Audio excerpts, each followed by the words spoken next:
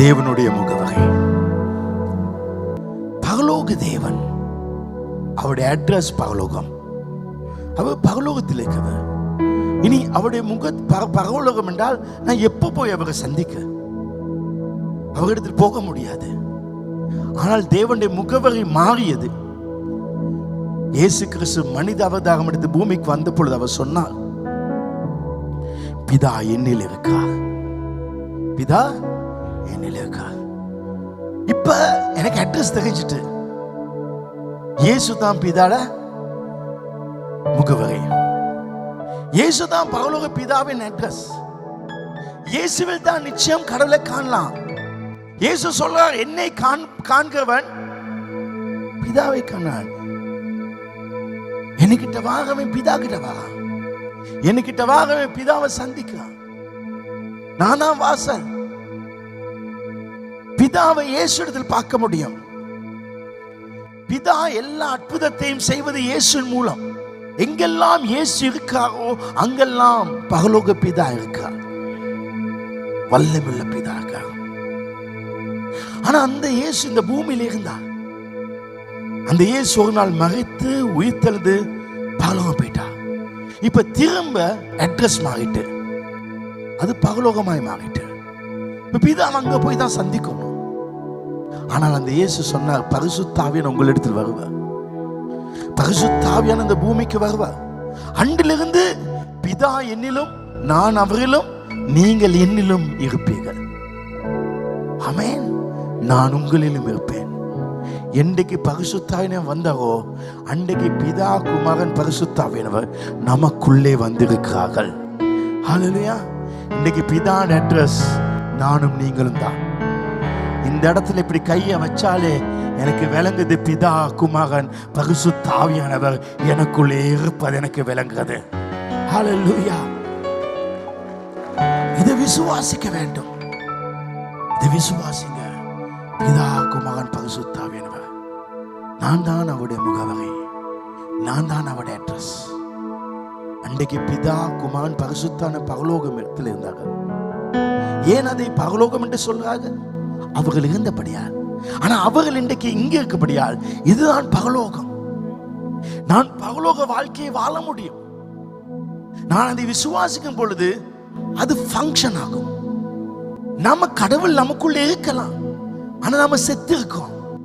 எப்ப என் ஆண்டவர் என்னோடு இருக்கா, அவர் எனக்குள்ள வாசம் பண்ணார், அதை நான் நினைக்கணும். அந்த டைம்ல அந்த பவர் எனக்குள்ள வருது. அந்த டைமுக்குள்ள நான் செத்து போன என் சரீரம் உயிராடைய ஆரம்பிக்குது. எனக்குள்ள ஒரு உயிர் மீட்சி வருது, எனக்குள்ள ஒரு பேலன் வருது. ஹல்லேலூயா. திடீர்னு யாரோ ஒரு பிரச்சனையை பத்தி பேசுனதுல நம்ம ஆண்டவர் நமக்குள்ள இருக்கா, அவர் பெரிய காரியம் செய்வார்னு நினைக்கும் பொழுது ஒரு வல்லமை எனக்குள்ள வந்து செத்து போனது உயிரடைய செய்யும். அப்ப எங்களுக்கு என்ன தேவைன்னா அவ்வப்போது நம்ம கனெக்ட் ஆகிக்கொள்ளணும். இந்த மேடைக்கு வர நேரத்துல, ஆண்டவரே நீங்க என்னோடு இருக்கிறீர், அப்படியே நாங்க சொல்ல வேண்டும். நான் தூங்குற நேரத்தில் அவர் என்னோடு இருக்கா, நான் ஒரு இடத்துக்கு பேச போற நேரத்தில் அவர் இருக்கா, நான் தனியே இல்ல, அவர் என்னோடு இருக்கா சொல்லு. ஒவ்வொரு டைம்ல அந்த பவர் எனக்குள்ள வரும், நான் வல்லமை அடைவேன். லூக்கா 17:21 சொல்லுது, இதோ இங்கே என்றும் அதோ அங்கே என்றும் சொல்லப்படுறதுக்கு ஏதுவாயிராது, இதோ தேவனுடைய ராஜ்யம் உங்களுக்குள். அந்த பரலோகம் எனக்குள்ள இருக்கு, இந்த முழு பரலோகம் எனக்குள்ள இருக்கு. ஹல்லேலூயா. முழு பரலோகம் எனக்குள்ள இருக்கு. இந்த நம்பிக்கை வந்தவன் இந்த முழு பரலோகம் தனக்குள்ள இருக்குன்னு சொல்ல எனக்கு ஒரு பலத்த விசுவாசம் உண்டு. என்னுடைய முகவரி தான் தேவனுடைய முகவரி. அவர் எனக்குள் வல்லமையாய் பலனா இருக்காங்க. எங்கேயாவது போகணத்துல என்னோட முழு பரலோகமே வருது. எனக்கு எதிராக யாராவது பேச நினைச்சா நான் என்ன நினைப்பேன், எனக்குள்ள பரலோகமே இருக்கு. என்ன அழிக்க யாராவது பிளான் பண்ண நான் நினைக்கிறது, ஐயோ ஆண்டவரே அவன் அழிக்க வாங்க, அப்படி ஜெபிக்க மாட்டேன். நான் என்ன சொல்லுவேன், ஆண்டவர் என்னோடு இருக்காரே, தேவன் என் பட்சத்தில் இருக்கும் பொழுது என்னை எதிர்த்திருப்பான் யார்? அந்த விசுவாசம் வேலை செய்ய ஆரம்பிக்கும். உன்னதமான மறைவில் நான் இருக்கிறேன். பிதாவாகிய தேவன் எனக்குள்ள வாசம் பண்ணி கொண்டுக்கா. நான் எங்கு போகிறேனோ அந்த இடத்துக்கு அவர்கள் வருகிறார்கள். நான் காரில் ஏறும் பொழுது 3 பேர் வந்து கொண்டிருக்காங்க. அவங்க கூட இருக்காங்க. ஹல்லேலூயா. எவ்வளவு வல்லமையான வசனம். யோவான் 14:23. இயேசு அவனுக்கு பிரதியுத்தரமாக, அப்படிங்க இத சொன்னது பவுல் இல்ல, இத சொன்னது பேதுரு இல்ல, இத சொன்னது தீமோத்தி இல்ல, இயேசு வால்டருக்கு பிரதியுத்தரமாக. வால்டர் என்னில் அன்பார்ந்தால் வால்டரின் வசனங்களை கை கொள்வான். வால்டரில் என் பிதா அன்பார்ப்பால் நாங்கள் வால்டர் இடத்தில் வந்து வால்டரோட வாசம் பண்ணோம். கவனிங்க, ஆண்டவர் சொல்லார், இயேசு நானும் பிதாவும் பரிசுத்தாய் மூலம் அவனிடத்தில் வந்து அவனோட வாசம் பண்ணோம். இன்னைக்கு சாதாரண மனிதன் அல்ல, உங்களை சாதாரண ஆள நீங்க நினைக்க கூடாது. அந்த எண்ணம் உங்களுக்குள்ள வரணும். நான் கையை வைத்து அவளுக்கு ஜெபிக்கும் பொழுது நான் சாதாரணமான அல்ல, முழு பரலோகமே அவன் மேல கையை வைக்குது. அந்த எண்ணம் வரும் பொழுது ஒரு அற்புதம் நடக்கும். ஒரு இன்டர்வியூக்கு போக நேரத்துல முழு பரலோகமே அங்க போகுது. அந்த மைண்ட் வர வேண்டும். அந்த எண்ணம் பரலோகம், அந்த பரலோக சிந்தனை உங்கள் வாழ்க்கையில என்ன தேவையாக இருந்தாலும் அத்தனை தேவை உங்களுக்குள்ளே இருக்குது. அற்புதம் வெளியில அல்ல இருக்கு, அற்புதம் உங்களுக்குள்ள இருக்கு. எந்த அளவுக்கு நீங்க இயேசுவை, எந்த அளவுக்கு அந்த ஆண்டவர் உங்களுக்குள்ள பாக்கீங்களோ அந்த அளவுக்கு உங்களுக்குள்ள சுகம் வேலை செய்யும். உங்க உள்ளான ஆவியினால பிதாவோட பேசுங்க. நீங்க கூட இருக்கீங்க. நான் எப்பெல்லாம் மேடைக்கு வரணும், பிதாவே இயேசுவை பரிசுத்தர் அங்க போலாம், அங்க போலாம். வேலை செய்வா. நான் ஒரு நாளும் தனித்துறேன். அவர் நமக்குள்ளே வாழ்கிறா. அதே நேரம் நாம அந்த நாட்களை எல்லாரும் கடவுளுக்குள்ள வாழ நினைச்சாங்க. ஆனா இன்றைக்கு நாம கடவுளுக்குள்ள அல்ல, கடவுள் நமக்குள்ள வாசம் பண்றார். அது மட்டும் இல்ல, நாங்க அவருக்குள்ள இருக்கோம், அவர் எங்களுக்குள்ளும் நாங்கள் அவருக்குள்ளும் இருக்கோம். அதான் இயேசுவின் வாழ்க்கை. பிதா என்னிலும் நான் அவர்களும், ஒருவன் என்னிலும் நான் அவனிலும். 2 கொரிந்தியர் 2:14 சொல்லுது, கிறிஸ்துவுக்குள் அவருக்குள் எப்பொழுதும் எங்களை வெற்றி சிறப்பான. எப்போ வெற்றி? நாம் அவருக்குள்ள இருக்கோம். தோல்வி எனக்கு இல்ல. சூழ்நிலை கொஞ்சம் மோசமா பயங்கர மாதிரி இருக்கும், எல்லாமே வேற மாதிரி நடக்க மாதிரி இருக்கும். இல்ல, என்னதான் இருந்தாலும் அவருக்குள்ள நான் இருக்கிறேன். எல்லாம் முடிவு வெற்றியா தான் வரும். கோலியாத் முன்னால வரலாம், அம்பு எனக்கு நேராய் வரலாம், ஆனா அது அப்படி வந்து வெற்றி, அந்த வெற்றி. எனவே நீங்க ஆண்டவோட இணைச்சு கொள்ளுங்க. எப்போ அதை நினைங்க, நான் வெற்றியா இருப்பேன். ஒரு இடத்துக்கு போகிறதுல பயம் எனக்கு இல்ல, அவர் என்னோடு கூட இருக்கிறார். அது வல்லமை எனக்கு கொடுக்கிறது. ஆமென். வல்லமை எனக்கு கொடுக்கிறது. இந்த தேவனாலே கூடாத காரியம். ஆனால் இந்த தேவன், அவரால் செய்ய முடியாத காரியம் ஒன்றுமில்லை. ஆனால் தேவனுக்கு நாம் இல்லாமல் ஒன்றும் செய்ய, தேவனுடைய வாய்க்கால் நாங்கள். எனவே தேவனாலே கூடாத காரியம் ஒன்றுமில்லை என்று என்னால சொல்ல முடியாது. தேவனால் என்னை இல்லாமல் ஒன்றும் செய்ய முடியாது. தேவனுக்கு ஒரு வியாதி இப்ப சுகமாக்க வேண்டும், அவர் என்ன செய்வார்? எனக்கு கூட தான் செய்வார். எனக்கு கூட தான் சபையை வளர்ச்சி செய்வார். பெரிய அற்புதம் இங்க நடக்க வேண்டும், பொருளாதாரம் நடக்க வேண்டும். கடவுள் வந்து எல்லாம் செய்வார், ஆனா எங்க கூட தான் செய்வார்.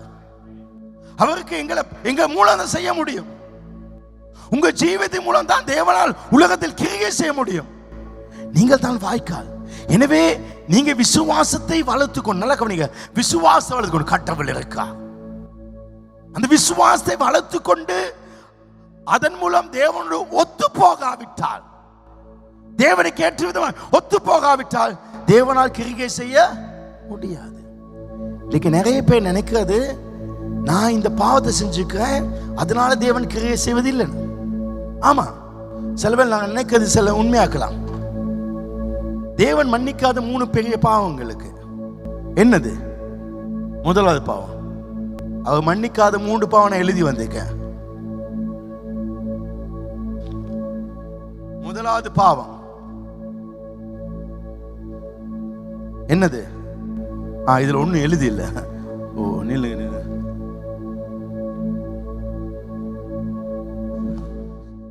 இரண்டாவது பாவம் இதுல எழுதி இல்ல. மூணாவது பாவம் ஒண்ணு எழுதி இல்ல. நீ செஞ்ச பாவங்களை மனுஷங்க மன்னிக்காம இருக்கலாம், ஆனா நீ எந்த பாவம் செஞ்சாலும் அவங்க எல்லா பாவங்களையும் கழுவி அவங்க மன்னிக்காத பாவமே இல்லை. இந்த காலையில சொல்லுங்க, அவர் உனக்குள்ள இங்க இருக்காரு, நீ நம்பு, அவர் உனக்குள்ள இருக்காருன்னு. அவர் உன்னை வச்சு பெரிய பெரிய காரியம் செய்வாரு.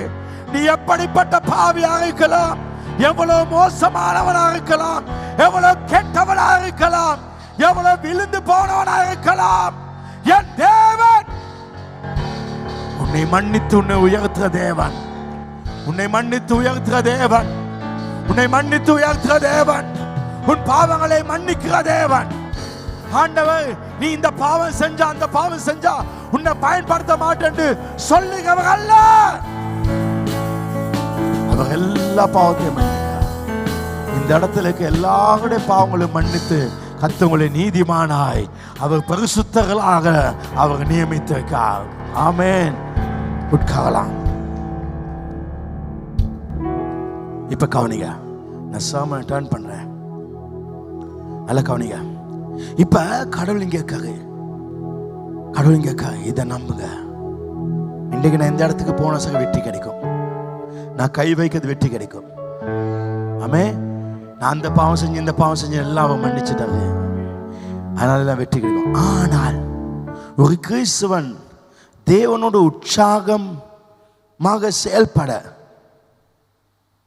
அவன் வாழ்க்கையில அவனை தடுத்து நிறுத்துற 4 பாவங்களுக்கு கடவுள் உண்ட பாவத்தை மன்னிச்சுட்டாரு. ஆனா உனக்குள்ள நீ 4 நீ வச்சிருந்தா ஆண்டவருக்கு செயல்பட முடியாது, ஆண்டவருக்கு செயல்பட முடியாது, அது தடுக்கும். இப்ப ஆண்டவர் இங்க இருக்காரு, உனக்குள்ள இருக்காரு, ஆனா அவருக்கு வேலை செய்யறாரு. இன்னைக்கு ஆண்டவர் பெரிய காரியம் செய்வார். முதலாவது பகை உணர்வு. பகை யாரு மேல சார் உங்களுக்கு பகை இருந்துச்சுன்னா, கசப்பு இருந்துச்சுன்னா, உங்க உள்ளத்துல யாரையாவது மன்னிக்க முடியாம இருக்கும் என்றால் உங்களால் தேவன் வெளிப்பட முடியாது. அதுதான் பைபிள்ல இருக்கு. யாரையாவது உங்களுக்கு மன்னிக்க முடியாம ஒரு கசப்பு இருக்குதா, அவன் குத்தவாளி, அவன் பிள்ளை, அப்படி நீங்க யார் மேல வைராக்கியம் வச்சிருந்தா கடவுள் இங்க இருந்தாலும் ஒண்ணும் நடக்காது, அவருக்கு வேலை செய்ய முடியாது.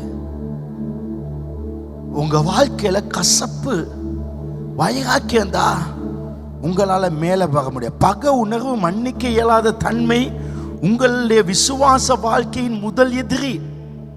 நிறைய பேரை கடவுள் மன்னிச்சுப்பாங்க, ஆனா இவன் மன்னிக்க மாட்டான், அப்படியே வச்சுப்பான் கசப்பு. இப்ப பாருங்க, இங்க வருது பிரச்சனை.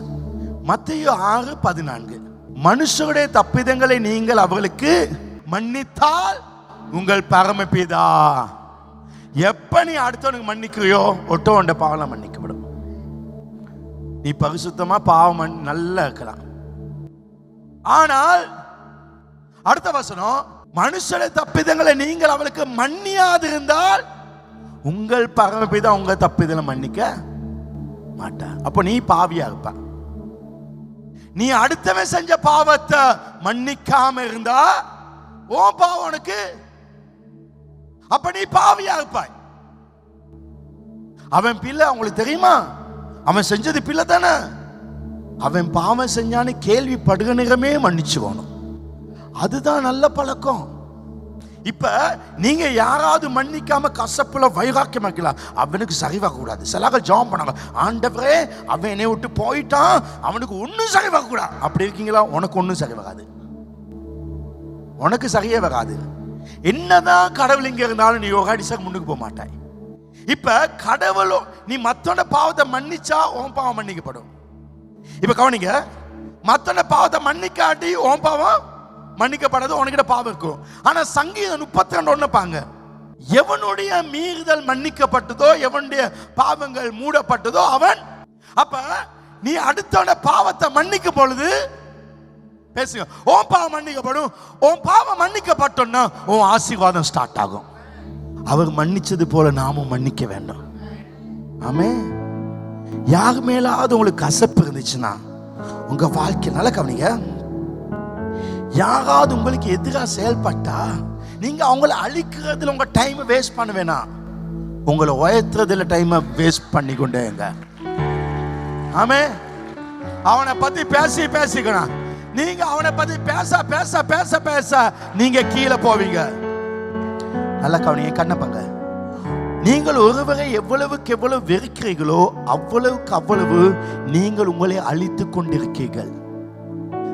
நீங்க ஒருத்தனை மன்னிக்காம இருக்க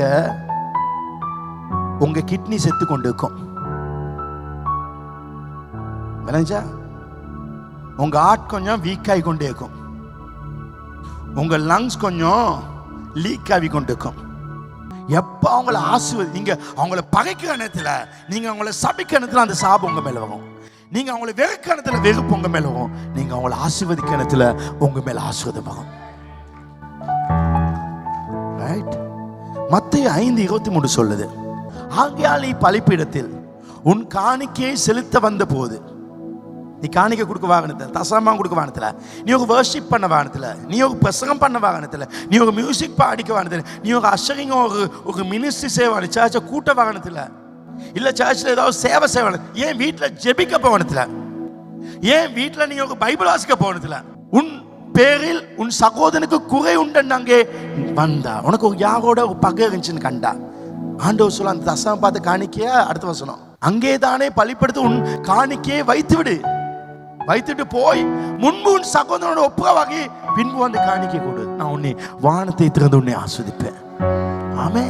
உன் ஜெபம் கேட்கப்படாது, கசப்போட இருந்தா கேட்கப்படாது. எபிரேயர் 12:15, ஒருவன் தேவனுடைய கிருபை இழக்காதபடி, தேவனுடைய பெரிய ஆசீர்வாதம், தேவனுடைய பெரிய blessing அதை இழக்காதபடி யாதொரு கசப்பான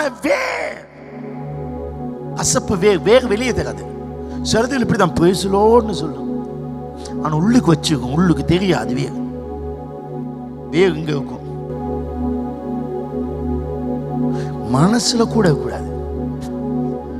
சபை தப்பானவங்களுக்கு இடம் கொடுக்காட்டி, சபை பாவம் சேவனை மன்னிக்காட்டி இந்த உலகத்துல யாரும் மன்னிக்க மாட்டாங்க, யாரும் மன்னிக்க மாட்டாங்க, யாரும் மன்னிக்க மாட்டாங்க. இந்த இடத்துல பாவம் செய்யாத யாராவது இருந்தா வந்து பெல்ல அடிச்சுட்டு போங்க, யாராவது அடிச்சுட்டு போங்களேன், யாராவது அடிச்சு போங்க. இதுல பெல்ல எனக்கு அடிக்கவே முடியாது, ஏன்னா இதுக்கு எல்லாரை விட நான் பெரிய பாவி.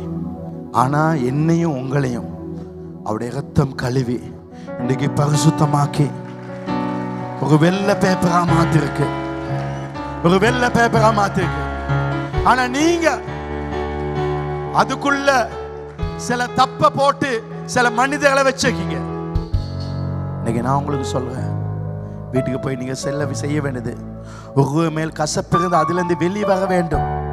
அப்படி வர என்னத்தை செய்யணும், நான் 8 நாள் எடுத்துச்சு, நான் செஞ்சது முழங்கால் போட்டு, ஆண்டவரே நான் இவங்க மேல கசப்பா இருந்தது தப்பு தான்ப்பா, நீங்க என்னை எவ்வளோ மன்னிச்சிங்க, எங்கேயோ கடந்து என்னை மன்னிச்சிங்க, நான் உங்களை மன்னிக்கல, நான் உங்களை மன்னிக்கிறேன் ஆண்டவரே, நான் உங்களை மன்னிக்கிறேன், என்னைய மன்னிங்கப்பா, நான் உங்களை மன்னிக்காத பாவத்தை மன்னிங்கப்பா, நான் உங்களை ஆஸ்வதிக்கிறேன். அவங்களுக்கு வீடுகளை கொடுங்க, அவங்களுக்கு வாகனங்களை கொடுங்க, அவங்களுக்கு சொத்துக்களை கொடுங்க, பணங்களை கொடுங்க, அவங்க பிள்ளைகள் குடும்பம் நல்லா இருக்கட்டும்.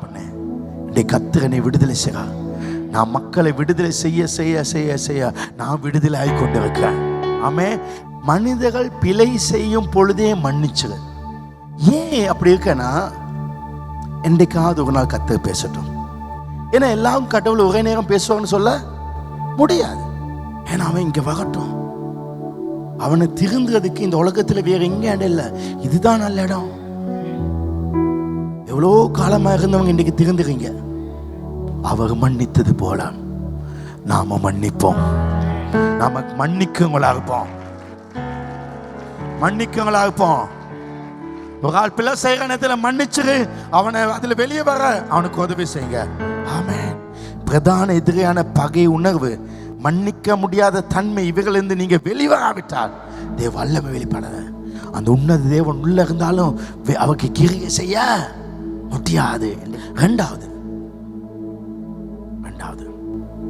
கடவுள் இங்க நம்ம கை வச்சு அற்புதம் நடக்கும், மகிமையானக்காக நடக்கும். ஆனா நமக்குள்ள பயம் சொல்லுக பாவம், பயம் சொல்லுது பாவம். அது விசுவாசத்தை பயம் உங்களுக்குள்ள இருந்தால் சாத்தான் அதை கருவியாக பயன்படுத்தி அவன் உள்ளே நுழைந்து அவன் தன் கிரியை செய்வான். பயம் வந்துச்சுன்னா ஆண்டவர் கிரியை செய்ய முடியாது. யோபு 3:25 நான் பயந்த காரியம் எனக்கு, நான் அஞ்சினது எனக்கு வந்து. யார் இந்த யோபு? தேவ பக்தி உள்ளவன், சன்மார்க்கன், உத்தமன், சரியா 10 பேரும் 10 பலி விடுகவன், ஒழுக்கமா இருக்கவன், ஆவிக்குரியவன், ஒரு தப்பும் பண்ண பரிசுத்தனா அவனமா பரிசு இல்லை. ஆனா அவன் வாழ்க்கை அழிஞ்சி ரோட்ல வந்து ஏன் இந்த அளவு கேவலமா வந்தான்? நண்பர்கள் கேவலம் பேசல, கீழே ஏன் வந்தான்? அவன் வாழ்க்கைய மேல போகல. பயம். ஒரு கட்டி வந்தாலே கேன்சரா அப்படியே இருக்குது. ஒரு பயம் உங்க வாழ்க்கையில திடீர்னு சூழ்நிலை மோசமாக்கும், ரொம்ப நெருக்கமாக்கும். கிறிஸ்டியன் லைஃப் அப்படித்தான். முன்னுக்கு செங்கடலை, பின்னுக்கு எகிப்து காணும், மோசம் அந்த டைம்ல இருக்கணும். லைஃப்ல கிறிஸ்டியன் சொல்றது ஒரு ரிஸ்க் எடுக்கிற நேரத்துல அற்புதம் நடக்கும். புயல் காட்டுல காலை வைக்கணும், கோலியா திருப்பா முன்னுக்கு போகணும். தாவீது முன்னுக்கு போனான், ஆனா சவுல் தோத்தான்.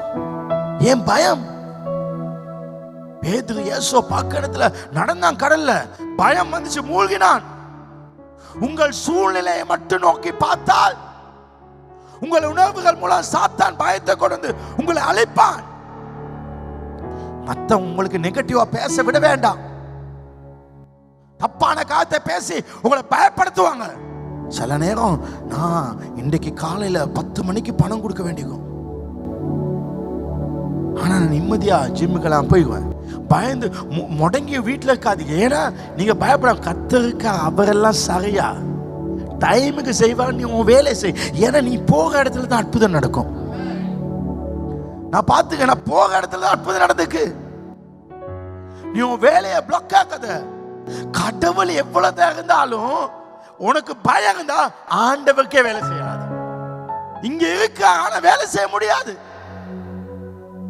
அவர்தான் உன் விலாசம். உங்க வாழ்க்கையில கண்ணை மூடி பிரச்சனை வேணத்துல அவரை மட்டும் பார்க்கப்படுங்க. அப்போ உங்க வாழ்க்கையில விசுவாசம் வரும். நம்ம அமைதியா இருக்கணும், நம்ம குத்தவாளி இல்லை. நம்ம அமைதியா இருக்கணும். நம்ம அமைதியா இருக்கணும் குத்தவாளி நினைப்பேன். இல்ல இல்ல இல்ல, கடவுள் எல்லாம் சரியா ஃபிக்ஸ் பண்ணுவான். பயத்தை விட்டு தேவனை விசுவாசிக்க பழகாவிட்டால் தேவனால் உங்களை வல்லமை பயன்படுத்த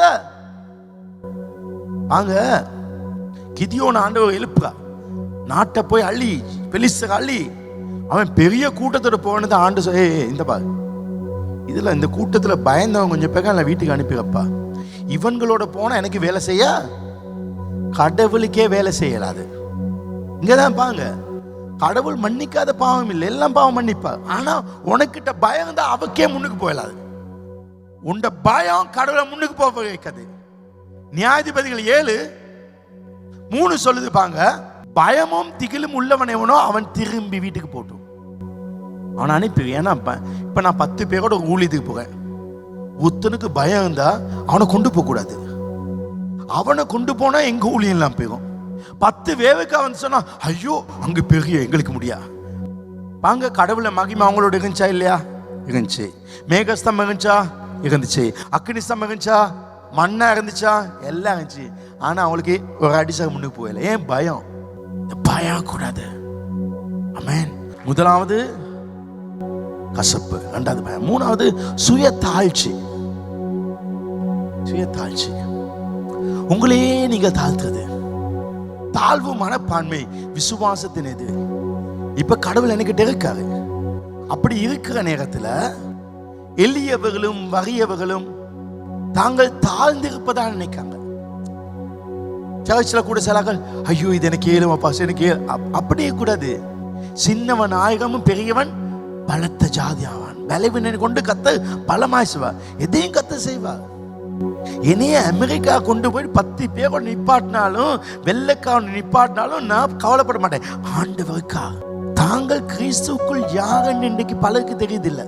தாழ்வு மனப்பான்மை நீங்கி கடவுள் அன்பு, இன்னைக்கு அவரோட அன்பு எனக்குள்ள நிறைஞ்சிருக்கனால நான் சாதாரண நினைக்க மாட்டேன்.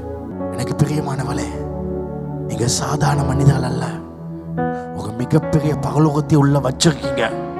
ஆமே, நீ கட்டையாக்கலாம் கருப்பாக்கலாம் அதெல்லாம் பார்க்க கூடாது. உடம்புல கை கண்டு இல்லை கால் கண்டு இல்லாதவன் கூட சாதிச்சு கொண்டு இருக்கான். உன் முகத்துல அழகு நீ யோசிக்காத. நீயா கொளுத்திருந்தா நீ மெலிஞ்சுக்கோ. நானும் என்னைய விரும்பாட்டி என்னைய யாரு விரும்புவான்? உன்னைய நீ விரும்ப படி. நான் என்னைய விரும்ப படிப்பேன். நான் இன்னொரு மாதிரி இருக்க அவர் மாதிரி இவன் மாதிரி நல்ல நினைக்க மாட்டேன். நான் என்ன மாதிரி உன் மேல நீ ஆசை, உன்னை நீ விரும்பு, நீ வித்தியாசமா இரு, உன்னைய கீழே போடாத. நீ சாதாரணம் இல்ல, முகலு பரலோகக்கு. நம்ம யாருக்கும் குறைஞ்சவங்க இல்ல, நமக்குள்ள தாழ்மை இருக்கு. ஆனா ஆண்டோட வல்லமைய ஒரு நாளும் குறைய விடக்கூடாது. நீ உன்னை தாழ்வு மனப்பான்மை வந்துச்சுன்னா ஆண்டவரை கீழே போட்ட மாதிரி அவங்க போடக்கூடாது. உனக்குள்ள ஒரு ஸ்பெஷல் வல்லமை இருக்கு. ஆமென். 4வது ஃபைனல், அவர் வல்லவர் தான், ஆனா அவரால் வேலை செய்ய முடியாது. உனக்குடைய தாழ்வு மனப்பான்மை தான். 4வது குற்ற உணர்வு. குற்ற உணர்வு. தேவன் தன் கிரியை செய்ய விடாமல் தடுக்கிறது குற்ற உணர்வு. ஒரு தவறை செய்தவர்கள் இயேசுவின் ரத்தத்தில் பாவ மன்னிப்பை பெற்றால் போதாது. இந்த இடத்துல நீ ஒரு பாவத்தை செஞ்சுட்டு வந்து பாவ மன்னிப்பை பெற்றால் போதாது. குற்ற உணவில் சிக்கியிருந்தால் அதிலிருந்து வெளிவர வேண்டும். ஒரு குற்ற உணர்வு. இந்த குற்ற உணர்வுனால வாழ்க்கையில வாழ முடியாது. உனக்கிட்ட குற்ற உணர்வு இருந்துச்சுன்னா வெளிவர ஒண்ணு அதுல இருந்து. இந்த இடத்துல சிலர் இந்த குற்ற உணர்வோடு இருக்கீங்க. எல்லாரும் ஒரு நிமிஷம் என்னை பார்க்கணும். உங்க வாழ்க்கையில எல்லாரும் உங்களை பத்தி தப்பா பேசலாம், அது பெரிய விஷயம் இல்லை, அது தப்பு, அது பிரச்சனை இல்லை. இயேசுவை பத்தி தப்பா தான் பேசினாங்க, என்னைய பத்தி தப்பா பேசுவாங்க, அது பத்தி பிரச்சனையே இல்லை, அவர் மன்னிச்சுவாங்க. ஆனா இன்னைக்கு உங்க பாவத்தை அவர் மன்னிச்சும் நீ அந்த குற்ற உணர்வுல இருந்தா பிரச்சனை, உன்னால வாழ முடியாது. நான் இன்னைக்கு சொல்றேன், என்ன கண்ணை பார்த்து கொண்டு வர. நீ ஒருவேளை தப்பு செய்திருந்தால் உன் தகப்பன் உன்னை மன்னித்திருக்கிறான், உன் தாய் உன்னை மன்னித்திருக்கிறான், உன் சகோதரன் உன்னை மன்னித்திருக்கான், உன் சகோதரி கூட நீ செய்த தப்பை மன்னித்திருக்கிறான். ஏன் உன் புருஷன் கூட நீ செஞ்ச தப்பை மன்னிச்சுட்டான். ஏன் உன் கணவன் கூட நீ செஞ்ச தப்பை மன்னிச்சுட்டான். நீ செஞ்ச தப்ப உன்னை நீ மன்னி, உன் வாழ்க்கை வெற்றியா இருக்கும். உன் வாழ்க்கை வெற்றியாய் மகிமையாய் போகும். ஆண்டு உன் பாவத்தை மன்னிப்பா, உன் வாழ்க்கை செழிப்பா இருக்கும். எல்லாரும் எழுந்துக்கலாம். நம்ம 2 நிமிஷம் ஜெபிக்க போகிறோம். இந்த 2 நிமிஷத்துல 2 கைகள் வைத்து கடவுள் நம்மோடு கூட இருக்கா அது அப்படியே நம்புங்க. உங்க இருதயத்தை அப்படி நிரம்பி இருக்கா அது அப்படியே விசுவாசிங்க. விசுவாசி உங்களுக்குள்ள ஒருவர் இருக்கா, வல்லமையானவர் இருக்கா, அதை நம்புங்க. 2வதாக யார் மேல கசப்பு அவங்கள மன்னிங்க. அவங்களுக்கு அவ்வப்போது அவங்களுக்கு தேவைப்பட்டா அவங்களுக்கு உதவி செய்யுங்க. அவங்களோட தொடர்பு இல்லாட்டி பரவாயில்ல, இன்னைக்கு வீட்டுக்கு போயிட்டு மன்னிங்க. அவங்கெல்லாம் பிளஸ் பண்ணுங்க. வாய்ப்பு கிடைச்சா கை கொடுங்க, வாய்ப்பு கிடைச்சா உதவி செய்யுங்க. கம்ஃபர்டபுளா இருக்க வைங்க. யாரையும் குத்தவாளியா வைக்க வேணாம். எவனாவது பிழை செஞ்சான்னு இருந்து அவன் கஷ்டப்பட்டு கொண்டு தான் அவனை மூடி மறைச்சி அவனை கொண்டு வாங்க. அது உங்களுக்கு ஒரு பெரிய பிளெஸிங். அது பெரிய blessing. மன்னிங்க, ஆண்டவரே என்னை மன்னிங்க, அவங்கள நான் மன்னிக்கன்னு சொல்லுங்க. அவங்கள மன்னிக்கன்னு சொல்லுங்க. அவங்கள ஆசீர்வதிங்க, எல்லாரும் ஆசீர்வதிங்க. அவங்க நல்லா இருக்கட்டும், வாகனங்களோடு நல்ல திருமணம் நடந்து நல்ல குடும்பமாக செழிப்பாக கூட பிளஸ் பண்ணுங்க, நல்லா பிளஸ் பண்ணுங்க. ஜெபம் பண்ணுங்க. இன்னைக்கு ஒரு அற்புதம் நடக்கும். நான் இந்த இடத்துல இருக்க எல்லாருக்கும் சொல்றேன், உங்க வாழ்க்கையில நீங்க இந்த ஜெபத்தை பண்ணிட்டீங்கன்னாக்கி உங்க வாழ்க்கையில அசையாத மலைகள் அசையும், புதிய வாசல்களை திறப்பா. இந்த வாரத்தில் ஆண்டு அதை தான் பேசிக்கொண்டே இருக்கா. கர்த்தர் அதை செய்வார். பயம் நீக்கி போடுங்க. நீங்க இருக்கீங்கப்பா, உங்களை நான் செயல்பட விடலன்னு சொல்லுங்க. சுய தாழ்ச்சி. உனக்கிட்ட சில குறைபாடு இருக்கலாம், நீ ஓ லெவல் ஃபெயில் ஆக்கலாம், நீ படிக்காம இருக்கலாம், வசதி இல்லாம இருக்கலாம், உங்க சொந்தத்திலே ஒரு மிஸ்டேக் பண்ணிக்கலாம். அதனால உன்னை தாழ்த்தாது. ஏழை குடும்பம் உன்னை கீழே போடாது. உங்க குடும்பம் மோசமான ஒரு பாதையில போய் வந்துச்சுன்னு கீழே போடாது. உன் உடம்புல சில உறுப்புகள்ல பிரச்சனை, கீழே போடாத. உன் வாழ்க்கையில சில மிஸ்டேக் நடந்துச்சுன்னு உன்னை கீழே போடாத. நாலாவது குற்ற உணர்வு. ஏதாவது ஒரு கில்ட்டி ஃபீலிங் இருக்குதா? கடவுளுக்கு வேலை செய்ய முடியாது, குற்ற உணர்வு. அது தூக்கி போடு. அவர் உன்னை மன்னிச்சுட்டாரு, நீ உன்னைய மன்னிக்கப்படி. உன் கணவன், உன் மனைவி, உன் பிள்ளைகள், உன் தாய் தகப்பன், சகோதர சகோதரி எல்லாம் மன்னிச்சுட்டாங்க, நீ உன்னைய மன்னி. இனி நீங்க கடவுளோட ஒரு வல்லமையான வாழ்க்கையை ஆரம்பிங்க. நீங்க மற்றவங்களை மன்னிக்கும் பொழுது உங்க வாழ்க்கையின் ஆசீர்வாதம் கவுண்ட் டவுன் ஸ்டார்ட் ஆகும். உங்க வாழ்க்கை மேலைக்கு போக ஸ்டார்ட் ஆகும். கசப்பே இல்லாம இங்க இந்த இடத்துல எல்லாரும் சொல்றேன், யாராவது மற்றவங்களை பத்தி பேச வந்தாங்கன்னா அதே இடத்துல ஸ்டாப் பண்ணிருங்க. உங்க வீடுகள் அதுக்கு இடம் கொடுக்க வேண்டாம், உங்க போன்கள் அதுக்கு இடம் கொடுக்க வேண்டாம். பேதுரு இயேசுவை 3 தடவை மறுதலிச்சான். ஆனா இயேசுவே வலிக போயிட்டு மீனெல்லாம் பொறிச்சு கொடுத்தாரு. சும்மா கம்ஃபர்டபுளா வச்சாங்க தானே, வைங்க. வாழ்க்கையில் அன்பு மட்டும்தான் ஜெயிக்கும். நான் படிச்சது அன்பு மட்டும்தான் ஜெயிக்கும். சட்ட திட்டங்கள் ஒழுக்கத்துக்கு நல்லா, ஆனா உயர்வுக்கு அன்பு மட்டும்தான் நல்லா. அன்பு மட்டும்தான் ஜெயிக்கும். எல்லாம் அன்புல செய்வோம். எல்லாரும் பிளஸ் பண்ணுங்க. அன்பு தகப்பனே, இந்த சபையில் இருக்க ஒவ்வொருவரையும் நான் ஆசீர்வதிக்கிறேன். எல்லாரையும் மனதாக மன்னிக்கிறேன். இந்த சர்ச்சை விட்டு போன ஒவ்வொருவரையும் நான் ஆசீர்வதிக்கிறேன். அவளை மன்னிக்கிறேன். அவள் எந்த சபையில் இருந்தாலும் அவள் நன்றாக இருக்கட்டும், ஆஸ்வதிக்கப்பட்டும். அவள் செய்கிற ஊழியங்களை முழு இருதயத்தோடு ஆஸ்வதிக்கிறேன். இந்த சபையில செய்த ஊழியத்தை காட்டிலும் மிக வல்லமையாக மகிமையாக அவள் இருக்கிற இடத்தில் அவர்கள் அந்த ஊழியங்களை செய்யட்டும். அவர்கள் மூலம் ஆயிரங்களை நீர் எடுத்து நீ ஜெயித்து பயன்படுத்துவீராக. என் சொந்தங்களை நான் மன்னிக்கிறேன்.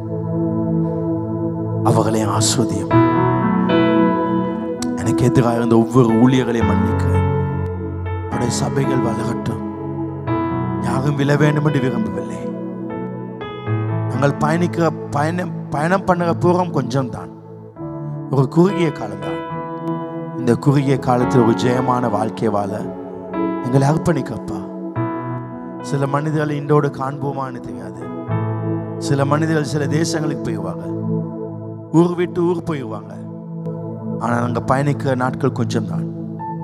இடையிலே கண்டவர்கள் இடையிலே போய் விடுவாங்க.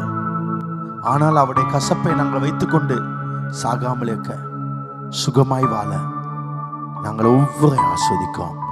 இயேசுவின் நாமத்தில் பிதாவே, ஆமென்.